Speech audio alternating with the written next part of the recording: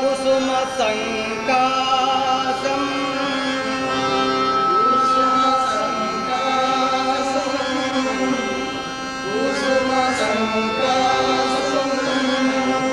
కాశ్యపేయం మహాద్యుతిం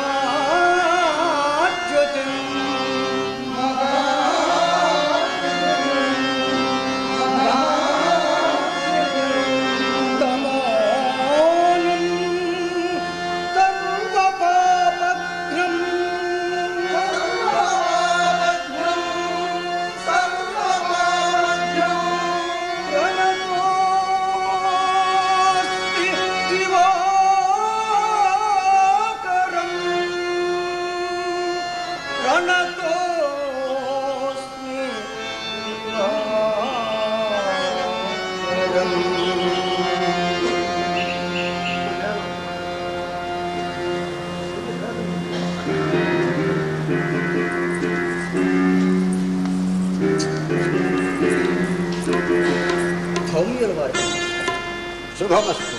అభీష్ట సిద్ధిరస్తు. శతమానం భవతు శతాయుః పురుషః శతేంద్రియే ఆయుష్యేవేంద్రియే ప్రతిష్ఠతి.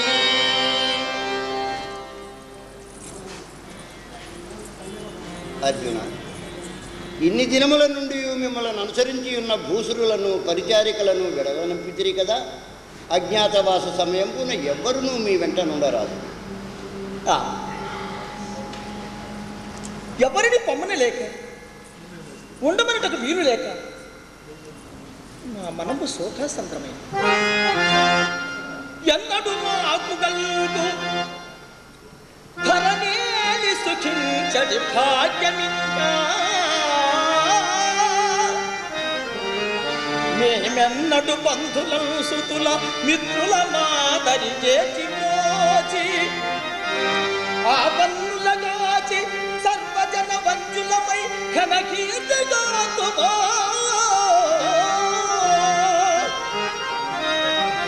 ఇక ఈ అన్నుల మిన్నగొన్న పగనాపి సుఖింపగ చేయుటన్నడో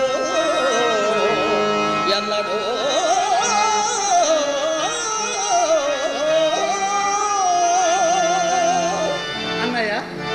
గత జలసేతు బంధనమే కాని ప్రయోజనమేమి. ఇప్పుడావతలం తలంచి కుందినను వానది విందురే ఊరకుందురే. ఇతరుల రింగకుండా మనమే ఉరము అంగన తోడముండు. ఆవితము తలంచి చూచి అది వీలకు తావుకు పోదము అగ్రజ.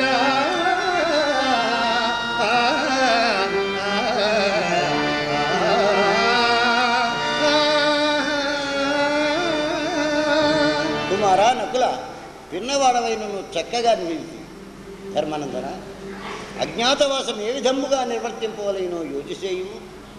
అది ఏ ఎంతకును మనమునకు రాకున్నది. సహదేవ, వయసున పిన్నవాడువైన బుద్ధిని బృహస్పతి ప్రతిమాడు. మన అజ్ఞాతవాసమును కనుమ ఒక స్థలం పెట్టి దొరుకుతున్నాము.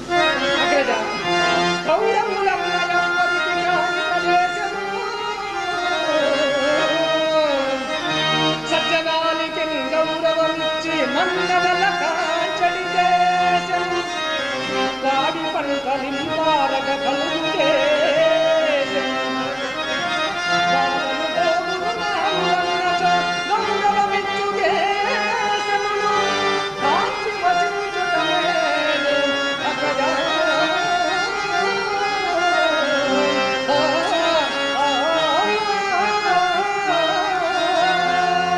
అన్నయ్య. చిన్న తమ్ముడు నుడివిన లక్షణములు కలిగి పాంచాల చేతి మధ్య శాల్వ విదేహ బాట్లేక దశాన్న సూరసేన కళింగ మగధ దేశములు ఒప్పుచున్నారు. ఆ దేశములందు మీకు ఏ దేశం ఇష్టమో అటుకైపోదాము. నాకు చూడ మత్స్య నరపతి సద్ధర్మవతి సుజనహితుడు అవార్య బాహుబలుడుగా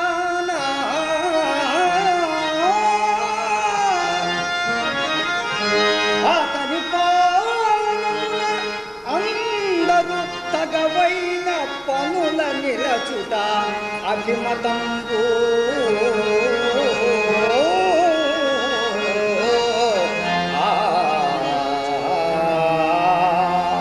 విరాటరాజులకు మనమనిన ఎంతయో అభిమానం కాన హఠవశించిన మేలని తలంచదు. అదియునుగాక ఆ కురుకుల పాంతునుడైన దుర్యోధనునకును విరటనకును వైరభావము గలదు. కావున కౌరవులకు ఆ నగరమున ప్రవేశముండదు. అన్నగారి నిర్ణయము సముచితముగా ఉన్నది. హరివీర భయంకరులై అలనాడు కొలువులో ప్రతిజ్ఞ ప్రగల్భములు పలికిన ఆర్య భీమసేనుడు జ్ఞాతులతో పోరుట కన్నా అజ్ఞాతమునకు చేరుటకే ఆతృతపడుతున్నారు.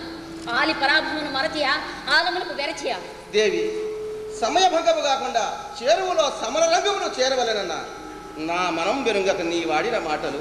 అమ్మా కృష్ణ, ప్రస్తుతము గతమును విస్మరించి భవితవ్యమును గురించి ఆలోచించుటే ప్రస్తుత కర్తవ్యం. మహాభాగా, ధర్మబద్ధులకు న్యాయబద్ధులకు తలదాచుకున్న తావెచ్చట దొరుకునాయని యోచించుటయే కదా ప్రస్తుత కర్తవ్యము. అయినను అరణ్యవాసమున వెంటబడిన వారికి అజ్ఞాతవాసమున కంటబడిన గతమే పునరావృతమై భవితవ్యం కాక మానదు కదా. అదియునికోమే ఏ దేశమేగినను మనలనేవురను ఈ అంగనను చూచిన జనంబులు అనుమానింపకుందురా. పెదవి తాటిన పృథ్విని చాటినట్లని చారచక్షుయే సుయోధనకు ఆ వార్త చారకుండునా. అన్నయ్య, నీకు ఆ భయమేలా? నీతో సత్యవాగ్దాలన నీతి నేతి మెచ్చి ఆ ధర్మదేవత ఇచ్చినట్టి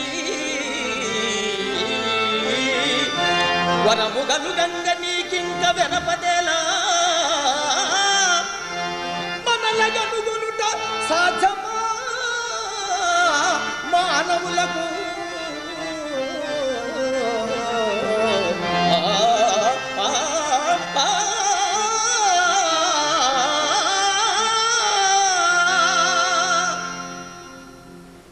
అది ఏ ఉచితమని తలంచుతుంది. ధర్మానందన, అసమాన ప్రభాభాసమానమైన నీ తేజస్వరూపము నెట్లు దాచదు. సేవలందిన నీవు పర్లను ఎట్లు సేవించవయ్యా. నేనును నాకు తగినట్లు యతివేషము గూని కంకుబర్తునామము ధరించి ఆ గుహాలను సేవించను. అన్నయ్య, నాడమరావతి నగర నందన సీమ చెరింపా ఊర్వశీ చేరి అమోఘమంది తన చిత్తము జల్ప తిరస్కరించిన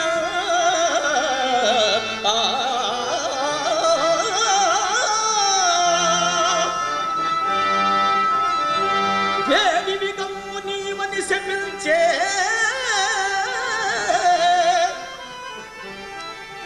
సురేంద్రుడు జల్పే శాపమీయేడు నగూఢవర్తనకు నాదయు తోడ్పడును.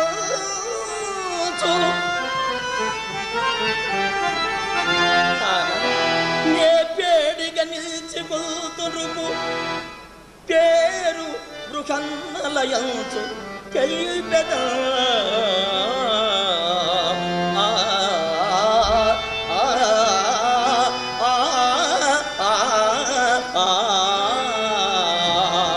బాహుల దీర్ఘత్వమునకు కంచుకము గుణగణములకు శంఖవలయములను మాటు చేసుకుని నాకు గల నేర్పున ఉత్తమ కన్యకాజనములకు నృత్యము జరపుచుండెదా. ఇంతకు ముందు ద్రౌపదీదేవి హంతపురమును నుంటినని తెలిపెద. ఆహా, అమరనాథుని అర్ధ సింహాసనమును అధిష్ఠించి నిర్జన వైరును నిర్జించిన దుర్జయుడు అర్జునుడు వేడి అయి ప్రభువుల సేవించునట.